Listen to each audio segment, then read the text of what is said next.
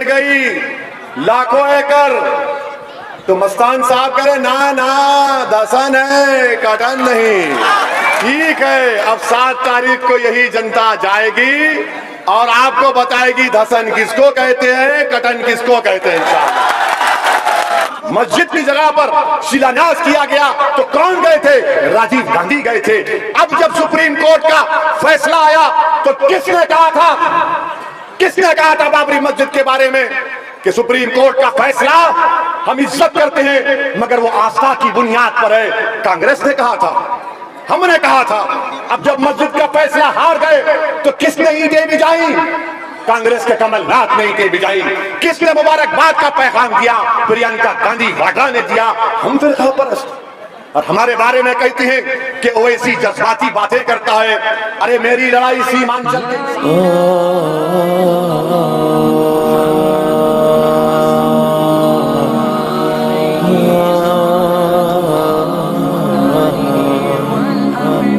और हम आपको जिम्मेदारी के साथ बता रहे हैं कि आलम चौक की रोड टूटी हुई है, रसाली ब्रिज नामुकम्मल है और हर साल जब बाढ़ आती है तो फसल बर्बाद हो जाती है और जमीन की कट जाती है।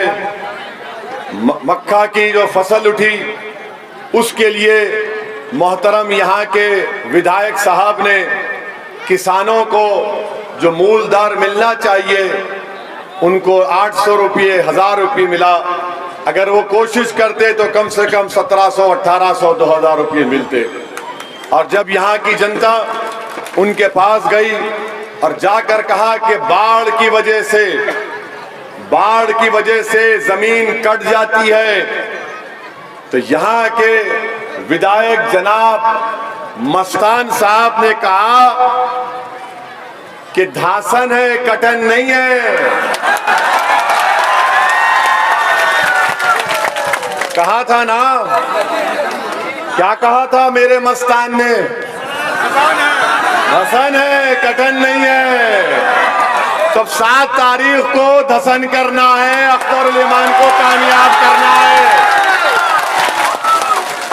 जमीन कट गई लाखों एकड़, तो मस्तान साहब करे ना ना धसन है कटन नहीं। ठीक है, अब 7 तारीख को यही जनता जाएगी और आपको बताएगी धसन किसको कहते हैं, कटन किसको कहते हैं। इंशाअल्लाह एक और बात, 5 साल पहले आपसे वोट लिया गया कि हम बीजेपी को रोकेंगे, मोदी को रोकेंगे, और इन्होंने आपका वोट तो ले लिया जब 3 मिलकर आए थे आपके पास, लालू, नीतीश और कांग्रेस में तो बहुत चेहरे हैं, गली गली का एक एक बड़ा बड़ा आदमी उनका। ये तीनों आकर कहा था कि हम मोदी को रोकेंगे। 2 साल के बाद नीतीश कुमार जाकर मोदी के गोद में बैठकर दूध पी रहे हैं। तो इसका जिम्मेदार कौन है जब 3 लोग आकर आपसे वोट पूछते हैं, जैसा हम आए हैं अख्तरुल ईमान को लेकर, तो आप बोलेंगे भाई तुम आए थे हमारे पास, हमारे गांव आए थे और तुमने हमसे वादा किया था। ऐसा ही ये तीनों जिम्मेदार है। अगर आज भाजपा बिहार में सत्ता में है तो इसका जिम्मेदार यही लोग हैं, कांग्रेस है, राजद है और नीतीश कुमार है। इन तीनों ने वोट की चोरी की, आपको धोखा दिया और झूठ बोलकर अपने वोट को हासिल किया। और मुझे अफसोस होता है कि आज से 2 दिन पहले सिरसा में जो बदतरीन वाकया हुआ, जिसमें मस्तान साहब के इशारे पर मासूम मजलिस के जिम्मेदारों को उनसे गुंडागर्दी की गई, मैं तेजस्वी यादव से पूछना चाह रहा हूं, क्या यही गुंडा राज है तुम्हारा? क्या यही जंगल राज है तुम्हारा कि तुम्हारी पार्टी जिसके साथ वोट मांगने को आ रही है। अभी इलेक्शन खत्म नहीं हुआ, अभी वोटिंग नहीं हुई, अभी नतीजा नहीं आया, अभी तुम मुख्यमंत्री के ख्वाब ही देख रहे हो, तो तुम मासूम लोगों को मारकर हाथ तोड़ दोगे। ये गुंडागर्दी। याद रखिए मस्तान साहब, आप जुल्म करिए, हम करबला के नजारे इंशाअल्लाह ताला इस सरजमीन पर दिखाएंगे। अगर आप यजीद बनकर आ रहे हैं, अगर आप यजीद का परचम उठाकर आ रहे हैं, तो खुदा की कसम हम हुसैनियत के परचम को यहां पर अमूर में बुलंद करेंगे इंशाअल्लाह ताला। अगर आप करबला की वाक़े को याद करेंगे तो यजीद को बड़ा घुमंड था कि मेरे पास ताकत है, लश्कर है, तलवार है, दौलत है, गुंडे हैं, मगर जब हुसैन का परचम बुलंद करने वालों ने कहा हमारे पास रसूल है, हमारे पास अल्लाह है, हमारे पास हक है, हमारे पास हक है, हमारे पास हक है, और मजलिस इत्तेहादुल मुस्लिमीन हुसैनियत के परचम को बुलंद करेगी। हम जानते हैं वक्त के नमरूद से, वक्त के फिरौनों से, वक्त के यजीदों से कैसे पंजे आजमाई करना। आप जिस तरह का मुकाबला करना चाहते हैं हम तैयार हैं मस्तान साहब, हम तैयार हैं।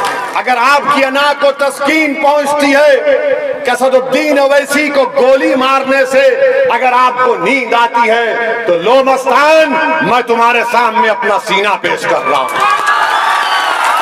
और भारत की संसद का मैं वाहिद रुकने पार्लिमान हूं। सुनो कांग्रेसियों, जो बगैर सिक्योरिटी लिए पूरे बिहार, पूरा उत्तर प्रदेश, पूरा तेलंगाना, हर भारत के कोने कोने में अकेला फिरता हूं। अगर मेरा वक्त आएगा तो सुनो, मैं तैयार हूं, मगर खुदा की कसम जालिमों के आगे हम अपना सर नहीं झुकाएंगे। जालिमों की ताकत के आगे, जालिमों के ताकत के आगे हम हक को बयान करना नहीं छोड़ेंगे।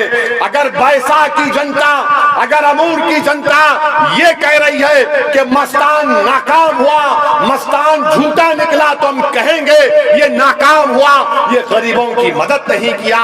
जब लाखों एकड़ जमीन पानी की कट जाती थी तो मस्तान ने क्या कहा, ये दसन है, कटन नहीं है। तो सुनो, हम बोलते रहेंगे। और हम इन वाकयात से पीछे हटने वाले नहीं है कांग्रेसियों। मैं अपनी जिंदगी में आज से 23 साल, बल्कि आज से 24 साल पहले हैदराबाद में 22 सितंबर 1999 को मुझे भी जब बीजेपी का जुलूस गया और उन्होंने मासूम लोगों के घर में घुसकर मारा और दुकानात को नुकसान पहुंचाया, तो हमने वहां पर गए मदद के लिए।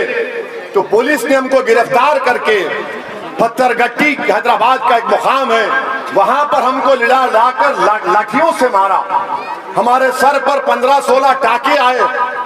और सुनो मस्तान साहब, हम कोई शीश महल से बिहार को नहीं आए, हम कोई हरी घास पर कदम रखकर नहीं आए। हम अपनी जिंदगी में एक नहीं 5-5 मरतबा जेल को गए। 2 दिन 3 दिन नहीं, 40-50 दिन हम जेल में गुजारे हैं। हम आज भी पार्लियामेंट में बीजेपी के 308, नीतीश के 17 एमपी के सामने खड़े होकर सीना तान कर गरीब और मजलूम आवाम के इंसाफ का मुतालबा करते हैं। अगर गुंडागर्दी ये समझता है गुंडा कि मासूम बच्चे का हाथ तोड़ने से डर पैदा हो जाएगा, बल्कि हमको यकीन है कि यहाँ की जनता, यहाँ की अमूर की जनता जुल्म को बर्दाश्त नहीं करेगी। यहाँ की जनता हक पसंद है, वो ये तमाम गुंडागर्दी से तंग आ चुकी है। अब पूरे सीमांचल में मेरी माँ और बहनों एक बदलाव की लहर चल रही है। सीमांचल की दिलों की धड़कन मजलिस इत्तेहादुल मुस्लिमीन बन चुकी है। सीमांचल की लड़ाई सीमांचल की जनता जानती है कि अगर कोई सीमांचल के इंसाफ के लड़ रहा है तो ईमान लड़ रहा है, और उसकी क़यादत में मजलिस इत्तेहादुल मुस्लिमीन बिहार लड़ रहा है। और फिर यहाँ पर एक और मोहतरम है, एक और है। कल तक मोदी के चेले थे, अब नीतीश की गोद में आकर बैठे हैं।